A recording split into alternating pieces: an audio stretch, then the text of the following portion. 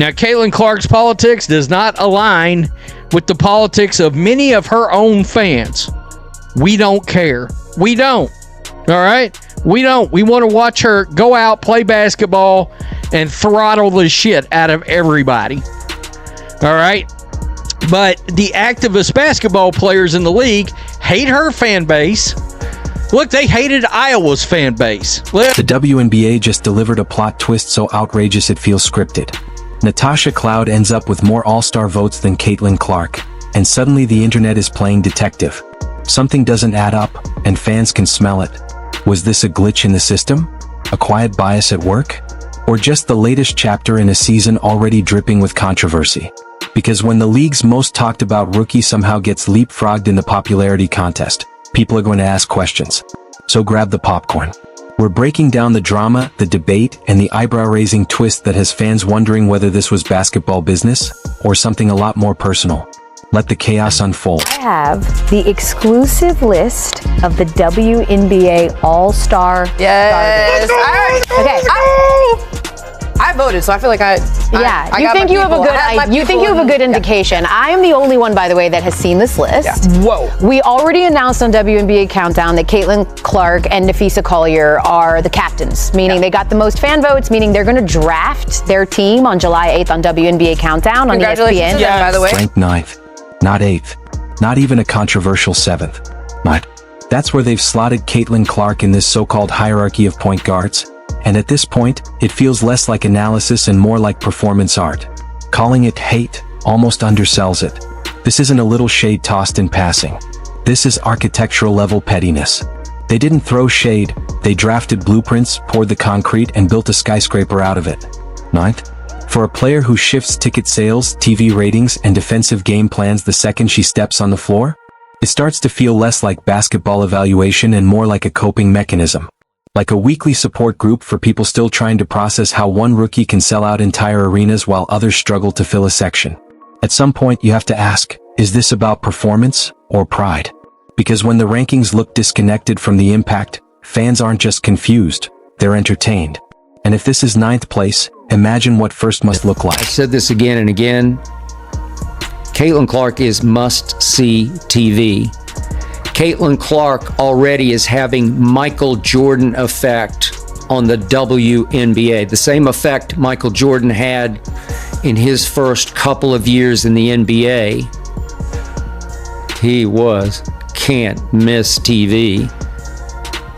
Every place he went, people went crazier and crazier for Air Jordan.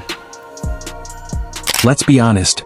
Caitlin Clark could average a triple-double while casually defying gravity, and somehow the committee would still hand her a polite clap, a participation ribbon, and a certificate for, most likely to inhale oxygen during regulation.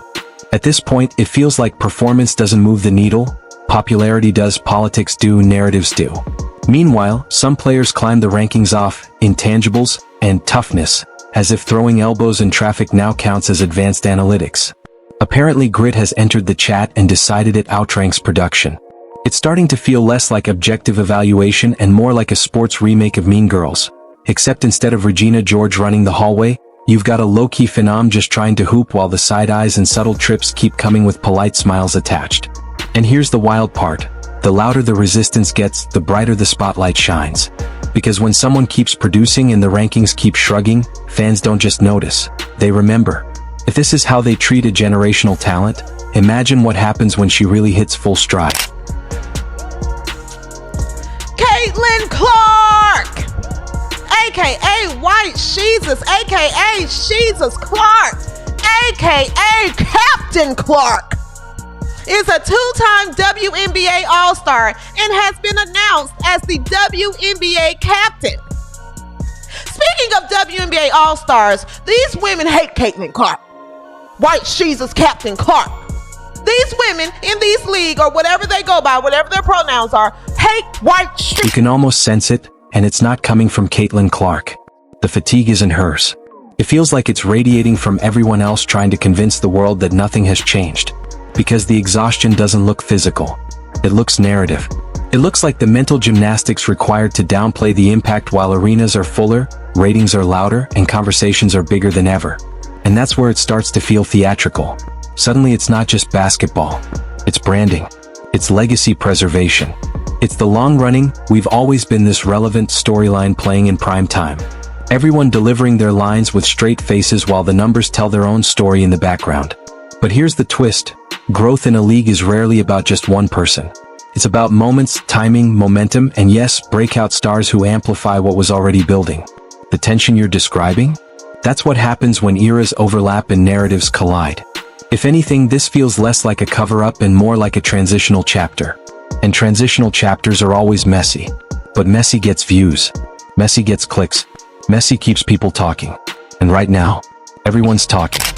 At forward, an all-star shoe-in. A league MVP. Asia Wilson, a league MVP who always brings the heat. Congratulations to Asia Wilson. She brings the heat. Bam! No surprise here. All right. Now, see, y'all. Okay. Yeah. You see what we're doing here? Okay. You ready? 1 point for Drea. At guard, a 3-time All-Star whose career numbers are making her team a threat to win a title. Bro, you're so bad at this. You guys know it takes me you're so bad a while at this. to compute. Alicia Gray, I might get congratulations. Now let's dial it back from supervillain origin story to something a little more grounded. Because while the frustration makes for great comedy, nuking the league probably isn't the move. I get the exaggeration. When a player with massive visibility gets ranked below names casual fans don't instantly recognize, it feels absurd. It feels like merit is being treated like a technical foul. It feels like market impact is somehow suspicious instead of celebrated. But here's the thing, leagues aren't allergic to progress. They're allergic to imbalance. When one player becomes the center of gravity, it creates tension. Competitive tension, media tension, ego tension. That doesn't automatically mean conspiracy. Sometimes it just means adjustment. Veterans protect status. Committees lean on traditional metrics. Narratives lag behind momentum. That's not sabotage. That's institutional inertia. And while the CCBA joke is funny, a one-player league where excellence and ratings live happily ever after, the reality is growth rarely belongs to one person alone. Big stars accelerate leagues. They don't replace them. The WNBA existed before this moment, and it will exist after it. What's happening now is amplification, not invention. As for the relationship analogy, it's entertaining. But it's probably less clingy and more family learning how to handle the overachiever who suddenly brought cameras to dinner. Messy? Yes. Dramatic? Absolutely. Unintentional comedy? Off the charts. But revolutions in sports are never clean. They're noisy, they're uncomfortable, and they're very, very public. And that noise? It's usually the sound of change, not collapse.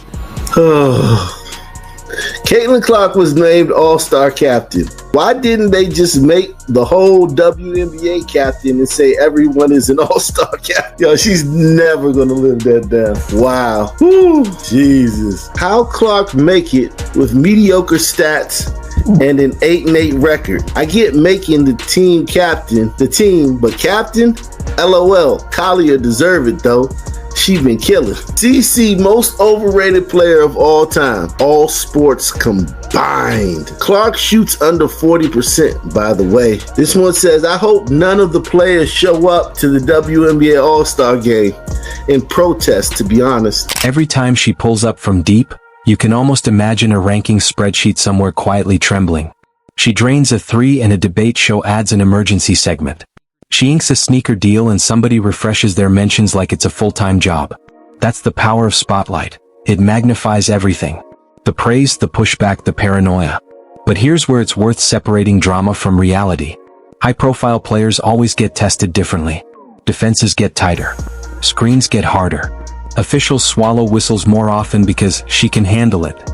That's not new and it's not unique. It's what happens when you become the headline. The physicality ramps up because every opponent wants to be the one who slows the engine. And yes, sometimes that looks like chaos. Sometimes it feels like open season. But calling it sabotage oversimplifies what's usually just competitive intensity mixed with a little ego preservation. As for the jealousy narrative, in every era of basketball, when a player shifts the culture, there's friction. Not because everyone's plotting in dark rooms, but because status, attention, and legacy are currency. When the spotlight tilts, people feel it. The real question isn't, how long can she survive this? It's, how does she adapt? Great players don't just score, they adjust. They learn how to draw fouls. They use physicality to their advantage. They turn extra attention into open looks for teammates. That's the chess part you mentioned. And that's usually what separates flash from longevity. If anything, this moment feels less like a gladiator audition and more like a rite of passage. Every superstar has one. The league doesn't hand out armor, it hands out pressure. And pressure doesn't crush generational players. It reveals them. Feel about the WNBA players bashing Caitlin Clark? Okay, so I'm going to state some facts here and not opinions because this is a controversial topic for some crazy reason. The WNBA is a subsidized league. What it means subsidized means is that the NBA basically gives their money so the WNBA could exist because the WNBA does not produce any revenue. They lose money, actually. They lose money. Okay, so Caitlin Clark, a generational women's basketball player, finally comes around where people are like, oh my God, this girl is amazing. She gets drafted. She's putting up crazy numbers. She's entertaining. Tickets. I get the theatrical angle. The take your talents overseas and watch them beg you back storyline is dramatic, cinematic, and honestly kind of funny to imagine. But here's the reality. If a player of that magnitude ever left, it wouldn't be some villain versus hero plot twist. It would be business. European leagues have always been attractive. Strong competition, passionate crowds, historic clubs, and great compensation packages. Plenty of elite American players have gone overseas in the off-season or even long-term.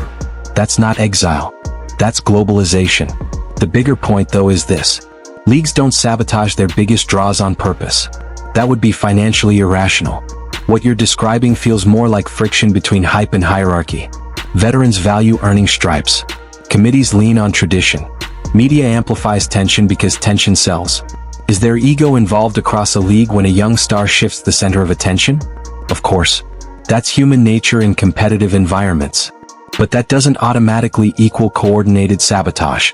It usually equals adjustment pains. And here's something that often gets lost in the one-player heartbeat narrative. Sustainable leagues can't revolve around one name, even a transformational one.